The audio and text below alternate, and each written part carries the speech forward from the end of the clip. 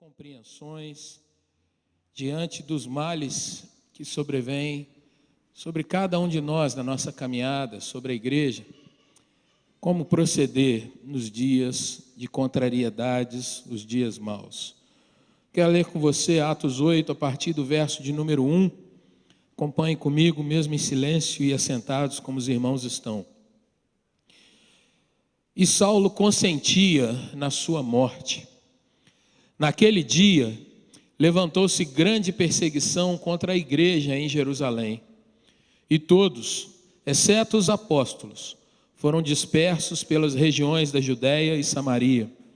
Alguns homens piedosos sepultaram Estevão e fizeram grande pranto sobre ele. Saulo, porém, assolava a igreja, entrando pelas casas e arrastando homens e mulheres, encerrava-os no cárcere. Entre mentes, os que foram dispersos iam por toda parte pregando a palavra. Filipe, descendo à cidade de Samaria, anunciava-lhes a Cristo.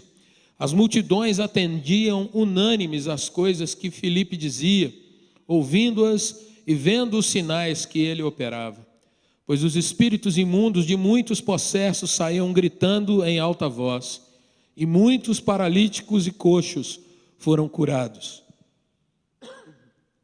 E houve grande alegria naquela cidade. Pulando agora para o versículo 14.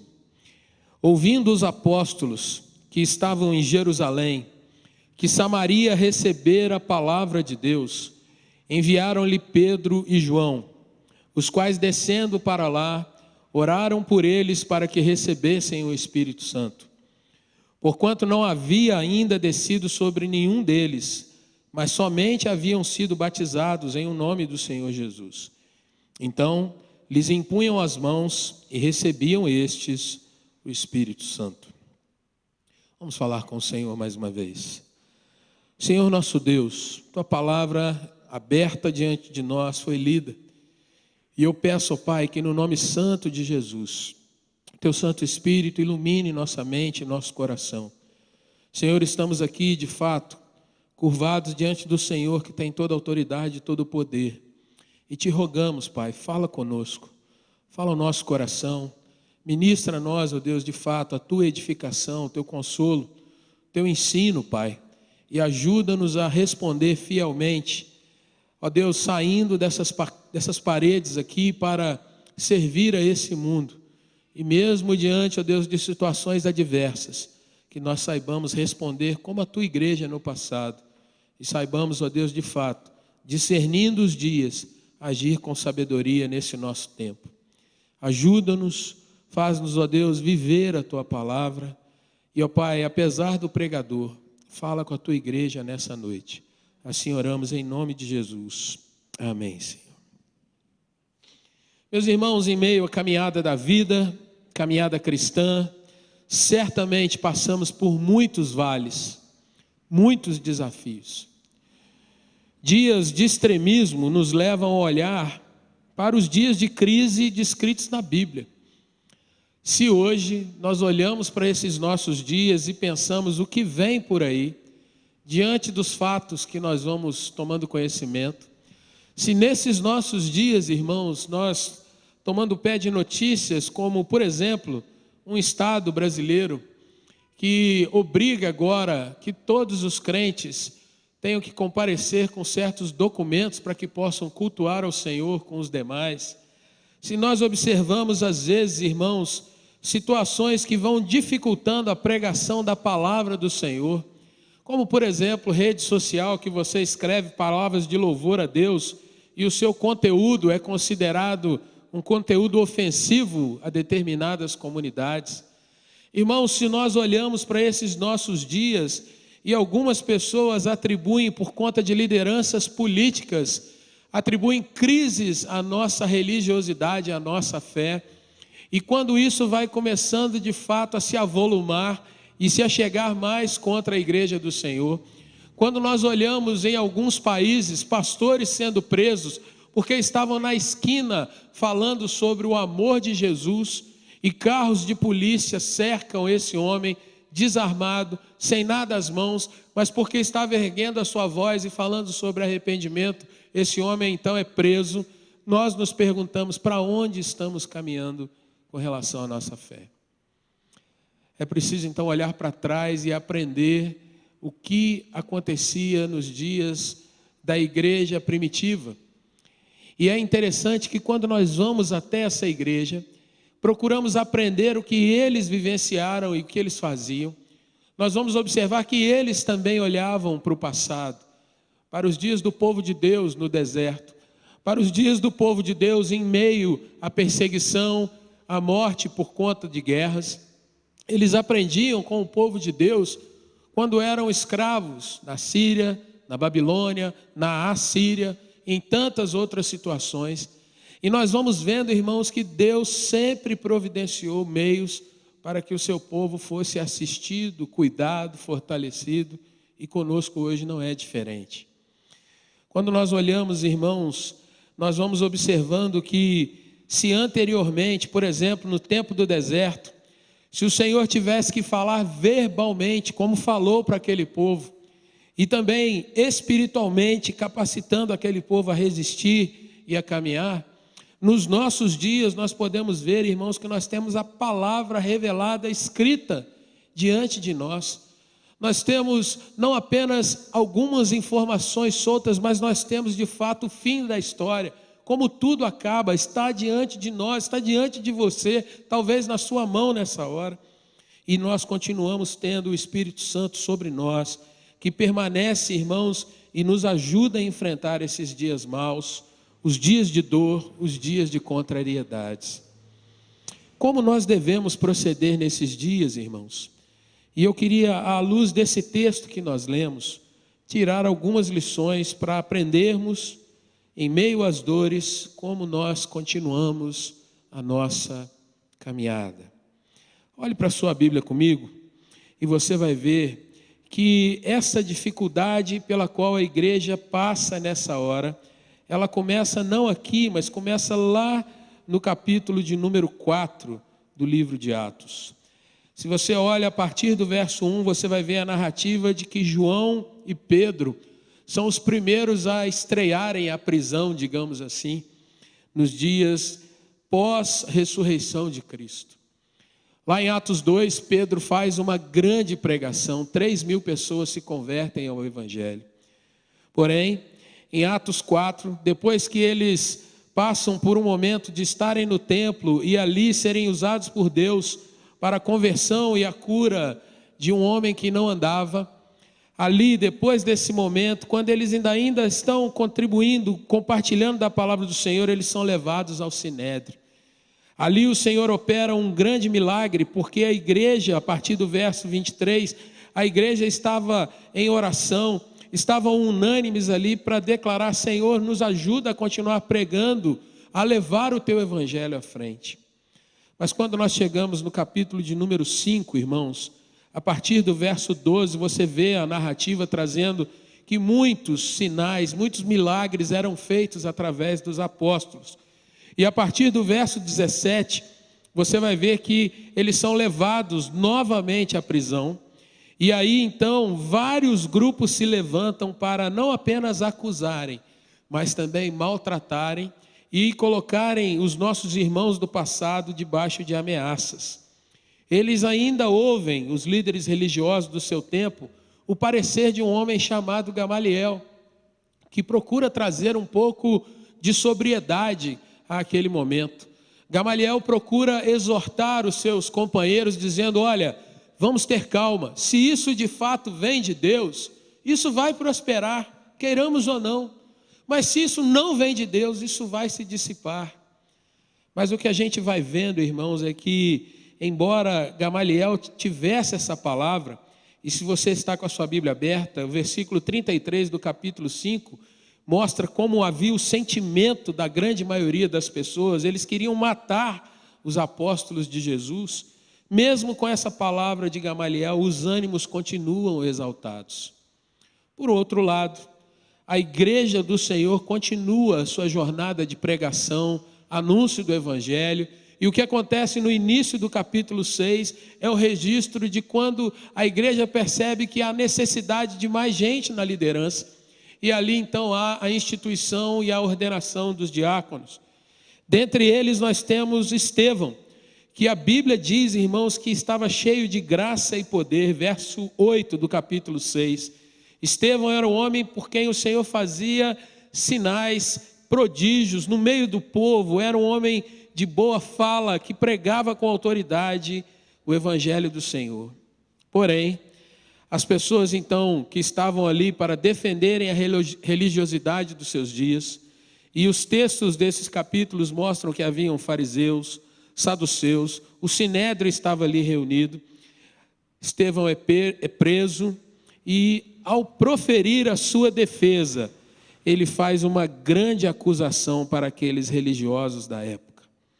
Ele vai mostrar, irmãos, que aqueles homens eram homens duros de entendimento e de se curvarem diante de Deus. Versículo 51 do capítulo de número 7, Estevão diz para aqueles homens, homens de dura cerviz e incircuncisos de coração e de ouvido, vocês sempre resistem ao Espírito Santo, assim como fizeram os vossos pais, também vós o fazeis. Veja que Estevão tinha noção do que aconteceu antes, no passado. Versículo 52. Qual dos profetas vossos pais não perseguiram?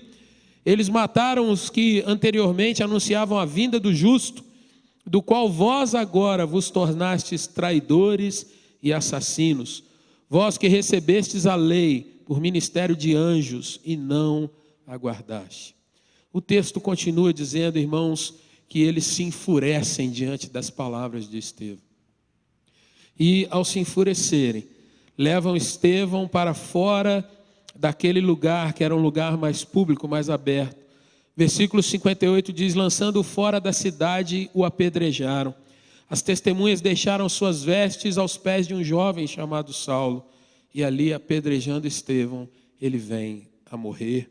E é o primeiro mártir da igreja primitiva. Queridos irmãos, a partir daí, o que nós vemos é que se levanta uma enorme perseguição contra a igreja. A coisa realmente entorna.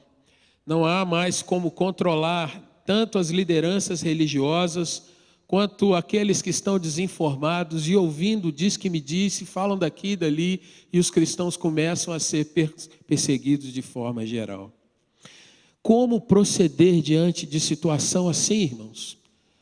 Como agir diante de situações as quais, mesmo um homem pregando a palavra, defendendo o evangelho, falando do amor e da vida que há em Jesus, como antes 2 discípulos que estavam orando e um homem é curado, e tudo isso traz grande revolta para as lideranças daquela época.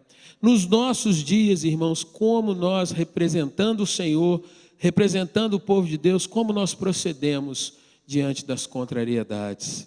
Quero chamar a sua atenção para o primeiro versículo aí do capítulo 8. Nós precisamos entender, irmãos, o primeiro procedimento é trazer à memória que todos estamos sujeitos a esses dias maus. Parece um tanto quanto óbvio esse tipo de pensamento. Parece, irmãos, que é algo que de fato, sim, todos estamos sujeitos. Mas a grande realidade, irmãos, é que nós sempre dizemos, olha, chove sobre justo e injusto. Mas a grande dificuldade é quando nós estamos ali na chuva. A grande situação é quando aquele mal, aquela dificuldade que nós ouvimos falar, por exemplo, num país lá na América do Norte, se ela começar a chegar aqui muito perto de nós. E nós precisamos ter no nosso coração, irmãos, que de fato, todos nós estamos sujeitos a dias maus. Quando nós pensamos nisso, nós trazemos a palavra do Senhor Jesus por nós. No mundo vocês vão passar por aflições, mas tem de bom ânimo, não desanimem, eu venci o mundo. A igreja do Senhor, irmãos, ela deve ser consciente de que ela está num mundo que é afetado por muitas questões. Eu e você precisamos ter a consciência plena que o nosso sistema, a nossa sociedade, o nosso mundo é afetado pelo pecado, pela queda. E nós colhemos continuamente os resultados de uma vida de pecado. Irmãos, nós estamos imersos nos costumes desse mundo, que é um mundo que jaz no maligno. Nós estamos num tempo, irmãos, em que a igreja não deve fugir do pensamento de que ela pode sim passar por dores. E diante disso deve buscar se fortalecer. Diante disso ela deve ser consciente de que pode a qualquer momento ser atacada por uma notícia aqui ou acolá, ou por um vizinho que às vezes se levanta querendo realmente detonar com o culto, ou por uma situação de governos que se levantem contra a palavra de Deus. E nós, irmãos, muitas vezes estamos nesse tempo pensando: Senhor, por que eu? Por que eu que estou passando por essa dor? Por que fui eu que tive que ter essa perda? Por que, Senhor, que na minha vida está acontecendo esse momento de dificuldade? Aqui, irmãos, nós estamos olhando para um coletivo, mas nenhum de nós pode se eximir de saber que podemos passar por dificuldades a nível pessoal, familiar, e nós precisamos estar atentos por aí. Saibamos, irmãos, que as provações estão aí, porém, nós devemos aprender que, se aprovados em meio às dificuldades, a nossa fé vai sendo solidificada. Se você quer ter uma comprovação disso, veja na sua Bíblia Tiago, capítulo 1, versículos 2 a 4. Quando o meio-irmão de Jesus nos alerta: olha, vocês vão passar por provações de todo tipo. E a palavra que ele usa ali no seu original significa de todas as cores, de todas as matizes. Na nossa tradução está escrito várias provações, mas no original ele diz: vocês vão experimentar às vezes angústias e provas de todos os sabores, de jiló até o mais doce que você imaginar, passando pelo amargo, pelo sal, pela falta de sal, todo tipo de sabor, toda cor, toda nuance de provação, nós estamos sujeitos, não nos dias de Tiago apenas, mas também nos dias de hoje. Porém, isso deve trazer para nós que, sendo perseverantes, a nossa fé é consolidada. Ainda em Tiago, capítulo 1, veja os versículos 12, versículo 13 do texto. Olha o que o Senhor está mostrando para nós, irmãos. Todos nós estamos sujeitos à provação. Naquele dia, depois que um servo do Senhor pregou a sua palavra e foi morto apedrejado, aquele grupo de cidadãos se levanta e diz: já que foi um, agora nós vamos para cima de todo mundo. E como nós ouvimos nos nossos dias, irmãos, uma expressão bem do nosso tempo: agora o bicho vai pegar. E começa então uma perseguição, uma velocidade de violência enorme, e a coisa se complica. E o texto diz que todos, exceto os apóstolos, todo o grupo que estava com eles, crentes, dos mais simples aos mais complexos, homens e mulheres, diáconos, outros líderes, com exceção daqueles primeiros apóstolos, todos foram dispersos e empurrados para as regiões da Judéia e de Samaria. Pensa nessas duas regiões, te faz lembrar alguma coisa? Daqui a pouco a gente vai chegar lá. Essa é a primeira questão, irmãos, estamos sujeitos a todo tipo de prova e aos males. O versículo 2, irmãos, nos vai dar uma outra situação, um outro procedimento que nós precisamos aprender a ter. Embora houvesse a violência, gente fugindo para todo lado, Estevão estava morto. E nós podemos aprender com o versículo de número 2 desse texto, irmãos, que nos dias maus nós devemos passar pelo luto. Nós devemos passar pelas perdas que vêm sobre nós. Nós devemos aprender, irmãos, a de fato atravessar todo o processo da surpresa, da decepção, da dor, da saudade, da angústia, até mesmo aqueles pontos que a gente se nega a acreditar. Nós devemos atravessar todo o luto que tiver que ser vivido e buscar de fato um consolo que venha do Senhor para o nosso coração. O texto diz, irmãos, que mesmo naquela dispersão, naquela dificuldade, alguns homens de fato crentes, piedosos, alguns homens que sentem aquela dor daquele momento, mesmo com uma extrema contrariedade.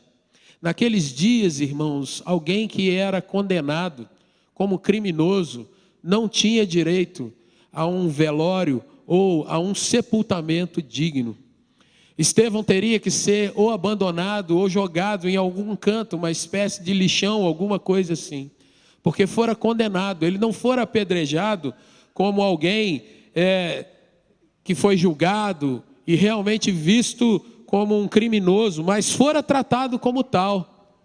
No entanto, alguns homens piedosos, a despeito da lei, a despeito do medo, a despeito de tudo que estava acontecendo, eles vão pegar aquele homem e honrá-lo como um servo de Deus e vão dar-lhe um sepultamento digno. Irmãos, nós precisamos entender que nas perdas, nas dificuldades, estamos passando ainda por um momento de pandemia, um momento que é extremamente contrário à nossa natureza, que é de vida, um momento, irmãos, para a gente que é brasileiro, que é extremamente difícil, porque a gente gosta de afago, a gente gosta de apertar a mão com vontade, é de dar abraço, é de dar empurrão, a gente gosta de estar junto, de comer junto, de chegar perto, a gente gosta de sentir o calor um do outro, e esse tempo tem trazido para nós extremos desafios, tem tirado de nós pessoas queridas. Irmãos, nessas perdas nós não devemos temer o choro, nós não devemos temer aquele momento de silêncio. Nós, irmãos, precisamos de fato passar pela dor da falta de alguém e dizer: Senhor, abre o meu coração para esse momento. Nós não devemos ter medo, irmãos, de chorar, de sentir falta, de dizer: Senhor, como faz falta estar com aquela irmã, como faz falta estar com aquele irmão, como faz falta o meu esposo do lado, a minha esposa, o meu filho, o meu pai. Porque isso mostra o amor que nós carregamos. Isso mostra, irmãos, o quanto valorizamos pessoas. Isso mostra, meu irmão, que de fato nós honramos vidas que se foram. Moisés foi pranteado pelo povo de Israel durante 1 mês da sua morte. O texto traz que o povo chorou e lamentou. Há um livro na Bíblia que foi escrito por conta da derrota do povo de Deus. O livro de Lamentações de Jeremias. Um livro curtíssimo, mas belo nas suas palavras, porque ele é extremamente poético. No seu original, ele é feito de todo o alfabeto judaico, colocado ali de forma seguida, em cada início de frase, há uma das letras do alfabeto do hebraico, trazida de forma poética naquele livro. Mas é interessante você pensar que quando você se aproxima do livro de Lamentações, o que você vai ler ali é muita dor. Você vai ver o profeta do Senhor dizendo situações tipo assim: o Senhor parece que colocou areia nos nossos dentes e nos fez mastigar essa areia. E os nossos dentes então se quebram. E ele então abre o seu coração para mostrar, irmãos, quanta dor havia no seu coração diante de um povo que, não se rendendo a Deus, vai ter que se render ao domínio babilônico. Mas Lamentações, irmãos, no meio dessas palavras duras, é também o livro que traz uma expressão que você canta tantas vezes, que eu canto, que nós nos lembramos, que é aquela que diz assim: o choro pode durar toda uma noite. E a noite é longa, nem sempre nós nos lembramos o quanto ela demora. A Bíblia diz que a expressão de expectativa dos guardas de Israel era de ansiedade para que chegasse amanhã. Um dos salmos diz: mais do que os guardas anseiam, esperam pela manhã.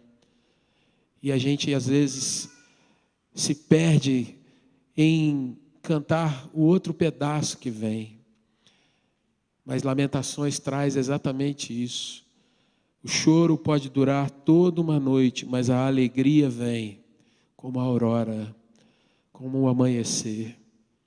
Lamentações traz um outro texto lindíssimo, que é aquele que o profeta pede ao Senhor: eu quero trazer à memória aquilo que pode me dar esperança, visão de futuro, visão de continuidade.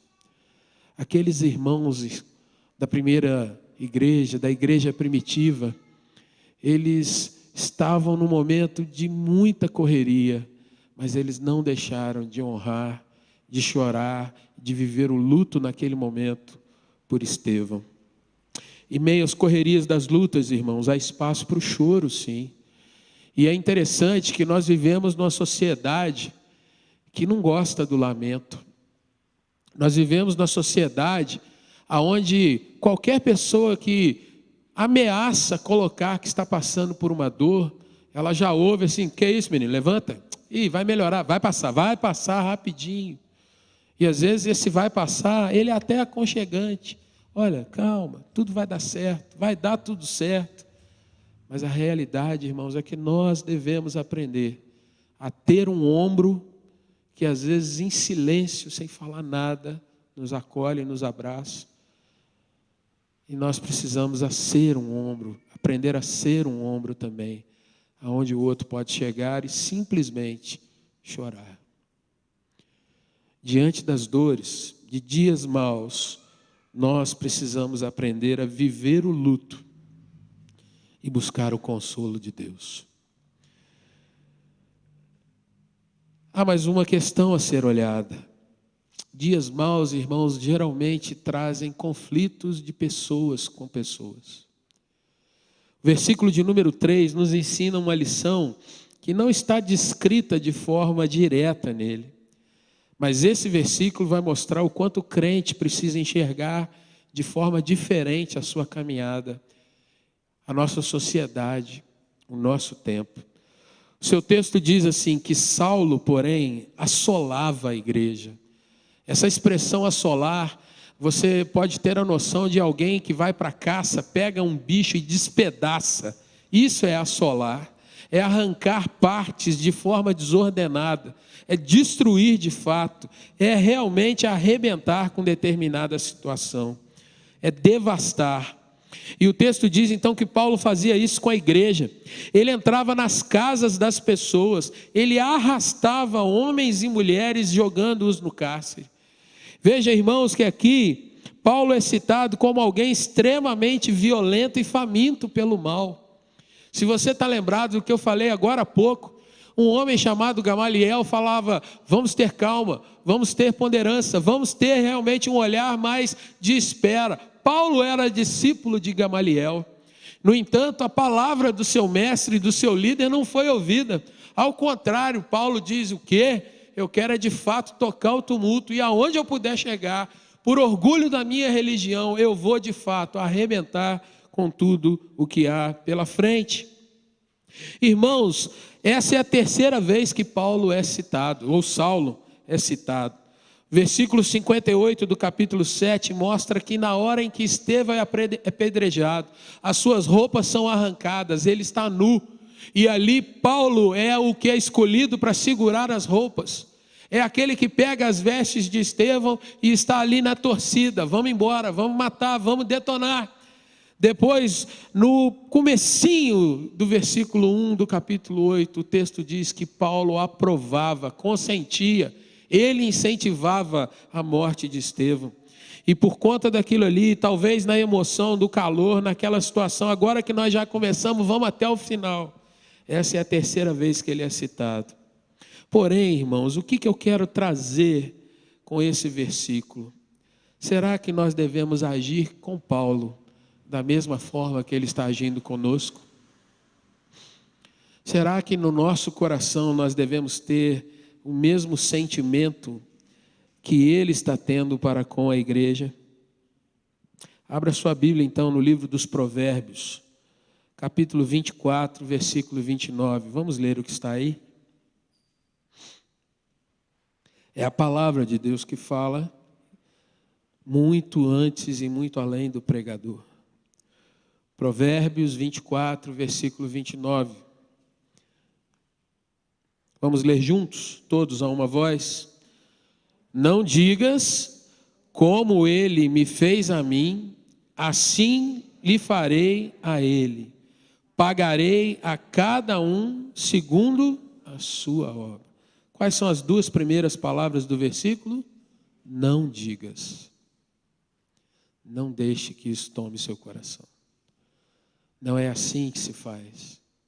Não é desse jeito que nós caminhamos. Querido irmão e irmã, a igreja daqueles dias estava vivendo isso. Eu e você temos a palavra do Senhor nos revelando como essa situação é resolvida.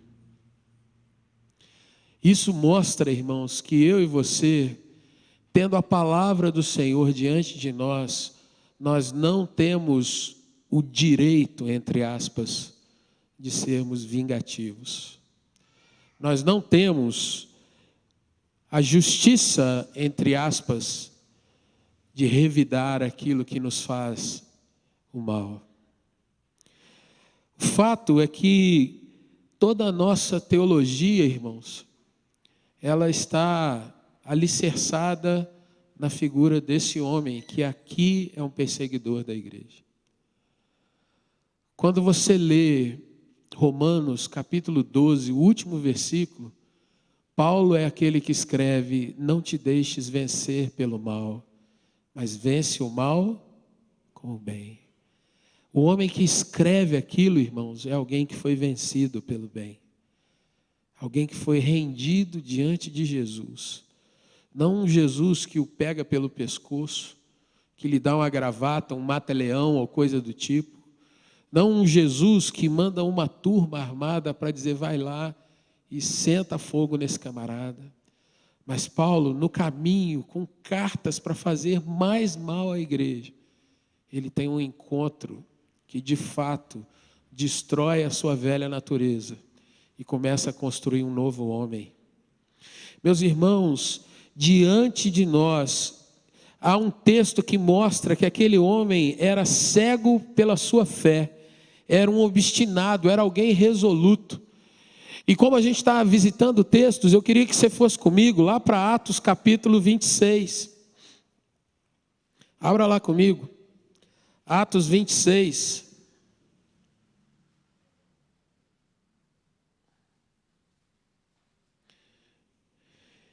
E eu quero ler com você a partir do verso de número 9. Quando Paulo mesmo agora falando, ele diz assim: na verdade, a mim me parecia que muitas coisas devia eu praticar contra o nome de Jesus, o Nazareno. E assim procedi em Jerusalém. Havendo eu recebido autorização dos principais sacerdotes, encerrei, prendi muitos dos santos nas prisões, e contra estes dava o meu voto, quando os matavam. Muitas vezes os castiguei por todas as sinagogas, obrigando-os até a blasfemar, e demasiadamente enfurecido contra eles, mesmo por cidades estranhas, os perseguia. Veja que a nova versão transformadora, irmãos, ela vai trazer um pouco mais claro para o nosso tipo de linguajar de hoje, o que acontecia no coração de Paulo. O mesmo texto, Paulo diz assim na nova versão transformadora: eu costumava pensar que era a minha obrigação empenhar-me em me opor ao nome de Jesus, o Nazareno. E foi exatamente o que eu fiz em Jerusalém. Com autorização dos principais sacerdotes, fui responsável pela prisão de muitos dentre o povo santo. E eu votava contra eles quando eram condenados à morte. Muitas vezes providenciei que fossem castigados nas sinagogas, a fim de obrigá-los a blasfemar. E eu me opunha a eles com tanta violência que os perseguia até em cidades estrangeiras.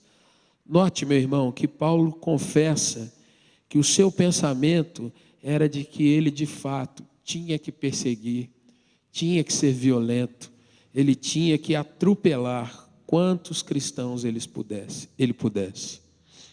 Meus irmãos, diante de nós temos visto tantas situações. E aí a pergunta que chega à luz do que nós estamos vendo aqui, irmãos: será que nós não estamos às vezes pedindo vingança sobre aqueles que às vezes não ouvem a palavra do Senhor sobre nós. Diante, irmãos, de comportamentos contrários à fé cristã, será que nós estamos fazendo certas orações do tipo: Senhor, queima ele? Há poucos salmos que registram orações chamadas imprecatórias. Salmo 35 traz alguma coisa assim. Salmo 137 traz alguma coisa assim. Só que esses salmos, irmãos, eles estão registrados no extremo da dor de um povo que estava escravo, de um povo que estava humilhado, e aí até mesmo esse tipo de oração, pedindo que Deus vingasse o mal que eles estavam padecendo. Mas quando eu e você olhamos para a vida de Paulo, irmãos, nós precisamos então buscar do Senhor algumas questões. Ali é um homem que fazia o mal, como nós devemos enxergar, como resolver isso? E é o próprio Paulo que vai dizer, irmãos, em Efésios 6, versículo 12, como nós devemos enxergar essas partes das dores, as contrariedades, as maldades, as palavras que são levantadas contra os crentes. Ali ele, o apóstolo, vai dizer assim: porque a nossa luta não é contra o sangue e a carne, mas contra os principados, potestades, contra esses dominadores desse mundo que nós estamos vivendo. Irmãos, nós precisamos enxergar que mesmo na pessoa que parece ser mais hostil ao Evangelho, se Deus quiser fazer uma obra de salvação ali, Ele é poderoso para transformar. Nós precisamos enxergar, irmãos, que às vezes naquele familiar nosso que mais zomba do Evangelho, que despreza tudo que a gente fala, nós precisamos enxergar, irmãos, que às vezes naquele vizinho, que todas as vezes que nós tentamos semear alguma coisa de palavra, ele não apenas ri, como ridiculariza, ele é aquele que naquelas rodinhas vai dizer: olha esses crentes como eles se comportam. Irmãos, nós precisamos olhar para a nossa sociedade, para os governantes, para as pessoas que estão à frente e tirar um pouco o foco do homem, mas dizer: Senhor, no nome de Jesus, salva essa vida, age ali transformando esse coração, muda, Senhor, essa história, ou se o Senhor quer fazer alguma coisa, que o Senhor faça, mas que eu não tenha, Senhor Deus, que carregar o peso de ter desejado o mal para essa pessoa, para esse alguém. É assim que o crente precisa olhar, irmãos. Paulo fazia todo o mal, mas os crentes precisam enxergar acima dele. Deus sabe o que faz. E assim como Paulo ou Saulo se converteu, os homens que se levantam contra nós, irmãos, podem ser convertidos ao Evangelho de Jesus. Como agir em dias de dor? Esse versículo nos ensina, irmãos, lutemos não para condenar homens, não tratá-los como inimigos, mas nós devemos lutar pelo Evangelho, com as armas do Evangelho, com a palavra do Senhor. Ainda que isso nos custe mais dor, lembremos-nos de Cristo Jesus. E isso, irmãos, é o quarto ponto que eu quero tratar com você, que está aí nos versículos 4 a 8. Em dias maus de contrariedade, meu irmão, não perca o foco da sua vida, não perca o objetivo pelo qual o Senhor te criou e te colocou aqui, nessa terra, nesse bairro que você vive, nessa escola, nesse local de trabalho onde você está. O texto diz, irmãos, entre mentes, ou seja, no meio disso tudo, acontecendo todas essas coisas, o texto diz: os que foram dispersos iam por toda parte. O que está escrito na sua Bíblia? Eles iam chorando? Eles iam reclamando? Eles iam murmurando? Eles iam praguejando? Não, o texto diz que eles iam pregando a palavra. Perseguido, mas dizendo para as pessoas: olha, eu estou sofrendo, mas eu quero dizer para você que aquele Jesus que morreu dias atrás, meses atrás, Ele é o Salvador, Ele é o Messias prometido, Ele veio, Ele está entre nós e Ele pode transformar a sua vida. E assim eles iam de bairro a bairro, de vila em vila, falando com as pessoas. O texto diz, irmãos, Filipe, descendo até Samaria, anunciava-lhes a Cristo. Filipe não foi procurar a polícia, Filipe não foi reclamar com seu parente, Filipe não se escondeu e diz: não falo mais do Evangelho, vou me calar. Filipe ia anunciando a Cristo. E o que acontece, querido irmão? Quando a gente não perde o foco, Quando a gente continua focado, mesmo sofrendo, Senhor, usa a minha vida.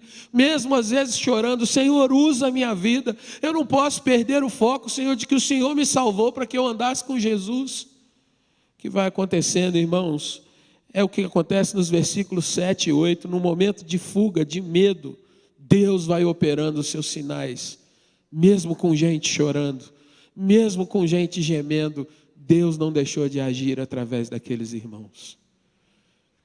Nos nossos dias, queridos, quantas vezes, diante de uma ameaça, diante de uma palavra contrária, diante de um tempo que a gente vai vendo que está realmente ficando apertado, o mais fácil é a gente dizer: não participo mais, não estou junto mais, vou esperar isso passar.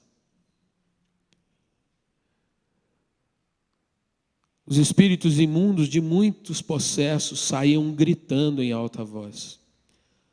Paralíticos e coxos foram curados. Mas olha o que contraste, meu querido irmão, o versículo 8 apresenta. Olha que contraste com o versículo de número 1, com o versículo de número 2, com o versículo de número 3. Para um samaritano que recebe a palavra de Deus,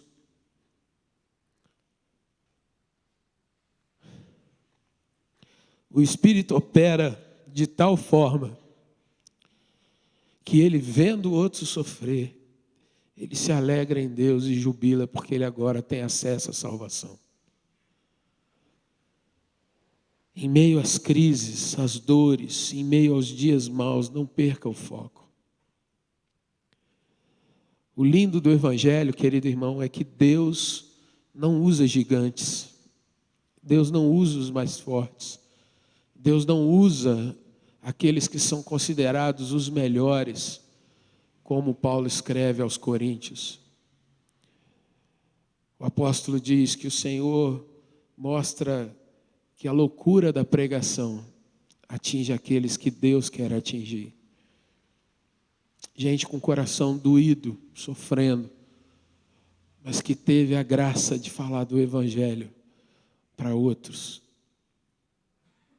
Ali houve grande alegria, mesmo no meio das contrariedades. O último ponto dessa palavra está nos versos 14 a 17. No meio dos desafios, irmãos, dos dias maus, é preciso buscar que a nossa fé seja consolidada. Que não tenhamos uma fé que seja diferente dos demais cristãos. Olhe para o seu texto para a gente ver. O texto mostra, versículo 14, quando a notícia da conversão de muitos samaritanos chega até os apóstolos enviam Pedro e João, e eles descem para lá, verso 15, para orarem para que os samaritanos recebessem o Espírito Santo. Versículo 16 diz que o Espírito ainda não tinha descido sobre eles, mas eles somente haviam sido batizados em nome de Jesus. O que isso quer dizer, irmãos?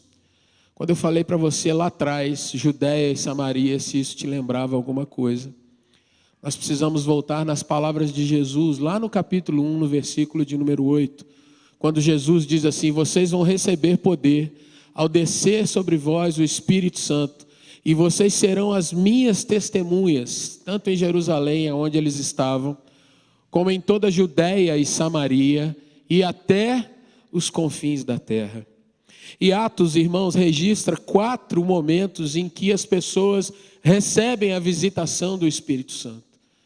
Atos 2, quando Pedro faz aquele grande discurso, aquela grande pregação, eles estavam naquela hora sendo visitados em plenitude do Espírito, e cada um de várias, pelo menos 15 nações que estavam presentes ali naquele momento, representantes dessas nações, ouviram o Evangelho na sua própria língua, por conta do poder do Espírito sobre aqueles 120 que estavam ali no cenáculo orando até aquele momento. Aqui onde nós estamos é o segundo momento de registro, aonde agora o Espírito Santo vai chegar aos samaritanos. E o que é isso, meus irmãos? Às vezes nós pensamos que basta uma situação que ocorreu lá atrás e a gente não precisa mais se envolver com aquilo, não precisa ser aproximado daquilo. Mas o que o texto quer nos mostrar, irmãos, é que os cristãos lá de Samaria, eles não deveriam ser conhecidos como os cristãos de Samaria. Eles deveriam ser conhecidos apenas como crentes, como cristãos. E assim, a sua fé deveria ser tal e qual a fé dos primeiros discípulos. Do mesmo jeito, com a mesma unção, com o mesmo poder, no mesmo espírito, por conta da mesma palavra. A oração e a imposição de mãos seria para que em nada aqueles irmãos ficassem a dever aos crentes da Judéia, ou serem considerados uns crentes de segunda classe em comparação com os judeus. O fato é, irmãos, que a perseguição chega para os judeus para que eles possam cumprir a vontade de Deus e fazer com que o evangelho chegasse ali em Samaria. Estava tudo no plano do Senhor, e mesmo a maldade, mesmo a dor, mesmo a morte de Estevão, tudo estava no plano traçado por Deus, para que naquela hora Pedro e João colocassem as suas mãos sobre aqueles crentes, e eles recebessem o Espírito, e fossem assim selados, igualzinho naquele dia que 3.000 se converteram, agora são esses que recebem o selo do Espírito sobre eles. Depois, por mais 2 momentos, isso vai acontecer registrado em Atos, irmãos, e isso acontece conosco hoje. Nós temos acesso à mesma fé, ao mesmo Espírito, ao mesmo poder, ao mesmo nome. Somos os mesmos crentes, porque o nosso Deus não mudou e Ele nos capacita então a vencer nesses nossos dias. Louvado seja Deus, irmãos, porque aqui no nosso tempo a gente não é em nada menor à igreja primitiva. Nos nossos dias, irmãos, nenhum de nós pode ser considerado um crente que é meia boca, um crente como às vezes a gente ouve, esse não tem o Espírito Santo, esse aí não tem nenhuma experiência. Na realidade, irmãos, todos nós, assim como os crentes de Samaria, todos nós temos o mesmo Espírito, segundo o próprio apóstolo Paulo nos diz. Há um só Senhor, um só batismo, uma só fé, uma só igreja, e nós estamos nela. Diante então das lutas, meus irmãos, o que fazer? Consolide a sua fé. Como consolidar a fé, pastor? Irmãos, nós devemos nessa hora ter auxílio dos nossos líderes, de irmãos mais antigos, de gente que já teve passagem por lutas e dificuldades, que pode chegar até nós, nos dar um abraço e dizer: eu vou orar com você, porque eu passei por dor, passei por luta, por perdas, mas o Senhor me manteve até aqui e eu quero te abençoar, eu quero andar contigo, eu quero te fortalecer, eu quero orar, e o Espírito que está em nós, o Espírito vai agir na sua vida e a sua fé vai ser fortalecida. Assim como nós lemos em Tiago, irmãos, nós vamos passar pelas provas e sendo aprovado, nós amadurecemos diante do nosso Deus. Você tem amadurecido na fé, irmão? Talvez você não saiba responder muito essa pergunta. Mas se eu perguntar para você se você tem passado por vales, por sofrimentos, eu tenho certeza que você vai poder dizer: pastor, já passei por vários. Talvez você diga: estou passando por isso agora, hoje. Tenho enfrentado desafios que são maiores que eu. Então eu queria te convidar, querido irmão, a orar comigo nessa hora. A orarmos juntos para que Deus te visite nessa noite. A orarmos juntos, irmãos, para que às vezes aquela mágoa, aquela vontade de fazer realmente vingança contra alguém que pisou no seu calo, alguém que te machucou lá atrás, ou agora há pouco, eu não sei, para que isso realmente fosse desfeito pelo poder do Senhor. Eu queria orar com você, irmã, irmão, que às vezes está no seu momento de luto, de dor. Queria pedir a Deus que realmente te consolasse, porque só Ele consegue entrar naquelas vielas mais difíceis do seu coração. Só o Espírito Santo pode fazer com que mesmo nas contrariedades você consiga ter os seus olhos focados em Jesus. E eu queria orar com você nessa noite, para que você, de fato, querido irmão, possa ver que a sua fé está sendo trabalhada nos desafios, nas dores. Deus não se esqueceu de você. Deus não te largou de lado. Deus não está irado, chateado ou está te apertando por conta de um mal. Ao contrário, Deus está colocando você num propósito maior do que você. E Ele vai te levar a cumprir tudo isso, para a glória dEle e para que você seja fortalecido na tua fé. Vamos baixar nossas cabeças.